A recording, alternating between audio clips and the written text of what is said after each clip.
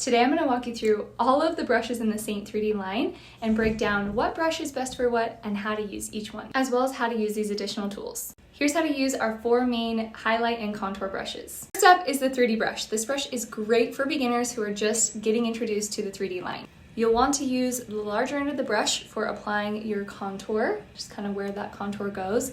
And when it comes to contouring the nose with this brush, you want to make sure that you squeeze the bristles like so you don't get too much product on the sides of your. You can also use this side for tapping on your blush shade and putting on a little bronzer if you got bronzer.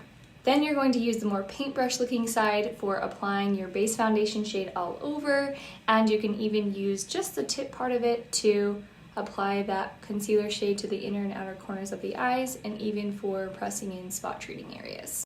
Next, we have the buff brush. The buff brush is one of my most favorite brushes. It's great for medium to full coverage, and it does a really good job of providing a very smooth, filtered look. With the small side of the buff, I like to apply my contour all over, and then I'll use kind of that angled tip to contour the nose. And then I'll also use the small side to apply my color correcting shade or my base shade, and just kind of stipple that all over. And again, the small side for applying my concealer kind of right on that angled tip so I don't get too much product there. Then I will use the large side to apply my main or my base foundation shade, typically along my jawline, around my mouth, just larger areas of the face. And if you only got this brush to start, you can also use the larger end for just tapping on your blush and even tapping on a little bronzer. This is the detail brush. The detail brush is also one of my favorite brushes. It makes contouring so easy. I use the larger end of the detail brush to tap into my contour and apply like so. And I love to use the flat sides to tap into the contour again and just kind of stamp those lines down the sides of my nose. You can also use the butt end of this brush to buff in your foundation if that's something you want to do. As for the small side of the detail brush, I will use this for spot treating or color correcting in the beginning if it's a small area. I also use the small side for applying my concealer or brightening highlight to the inner and outer corners of the eyes and then just blending it out. Next, we have the blend brush. This brush is great for light to medium coverage, and it does it all. It's one of my favorite brushes for on the go. This side for applying my contour, and it does just what it says it does. It really does blend as you're applying. And once the contour is gone, I'll move on to my foundation shades and apply that. Switch to the small side, and I apply my concealer with the small side, and I'll do my nose contour with the small side as well. And I'll go back to the larger side and pop on my blush. It's my favorite brush to use with my clutch, which has all of my makeup in the back. Let's talk about our 2 finishing brushes. This is the blush and bronzer brush. I use the small side for applying my blush to the apples of my cheeks. You can also use the small side for applying your foundation. The larger side, of course, is great for your bronzer because it's so light and airy and it just picks up a very minimal amount of product. So I'll just kind of put that across the center of my forehead, bring it onto the top of my cheeks and down the neck. This is our powder brush. I use the more open end for setting in larger areas of the face. This side for kind of getting into those crease areas like so, and it's a little bit more dense, so it applies a little bit more powder to the face. Let's dive into the uses for our 4 smaller detail brushes. This is the MultiTasker brush. Let me show you how to use it. One way I like to use this brush is as a lip liner. So I'll just take my contour shade, outline around the lips, and then we're going to use the flat side to fill in the lips.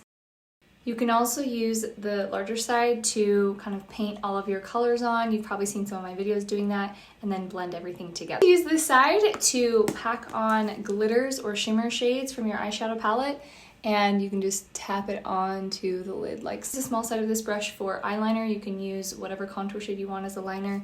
And then I also like to use it to spot treat acne at the end. So I'll just kind of go find those little spots that need some extra love and dot that on.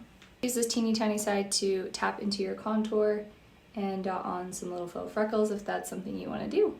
Next, we have the line brush, which is what I refer to as our brow brush. I use the spoolie side and go into our brow wax to really create that fluffy brow look. And I will use the angled side for filling in my brows with a darker contour shade, and then we just kind of buff that out. You can also use this side for a very easy winged liner or just a liner in general.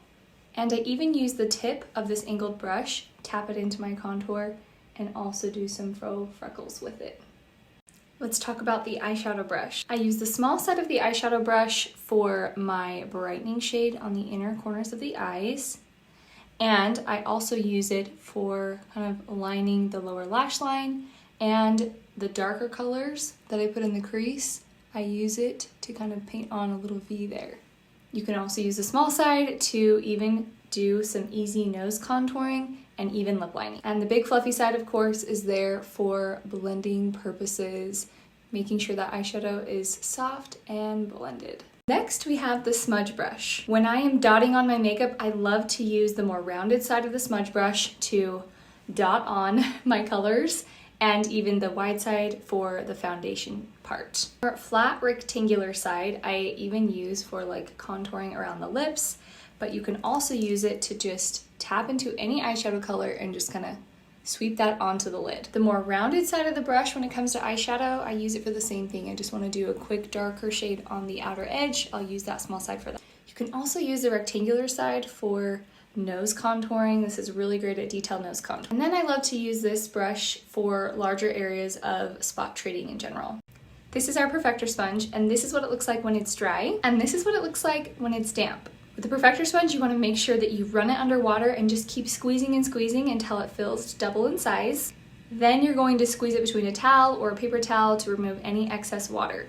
You definitely want to use a sponge, especially when you're starting out, because most oftentimes people use too much product in the beginning. To use a sponge, you're simply just going to very lightly dab your face. We are not pushing or pressing or pulling on the skin. Specifically the small pointed side for under the eyes and the more large butt side for blending the blush and contour upwards. To thoroughly clean your sponge, I will put it in some water in a cup with a little soap and put it in the microwave so the water gets nice and hot, and then once it cools I just kind of clean it and run it under my faucet until all that soap is gone and it's nice and clean. I do recommend replacing your sponges frequently. This is our amazing brush cleanser. This brush cleanser cleans, sanitizes, and conditions your brushes, and it has a 30-second dry time, so no soap and water with this, which is awesome. I recommend cleaning your brushes at least once a week. With this cleanser, you simply just spray it onto the bristle of your brush and swirl it around on a clean cloth or paper towel. This is our brush cleaning tile. It's great for using with eyeshadow when you're dipping between colors. You can just clean it off so you don't have excess color on your next application. You can snag most of these brushes in our brush collection, or you can buy them individually. I'll put more details in the description below.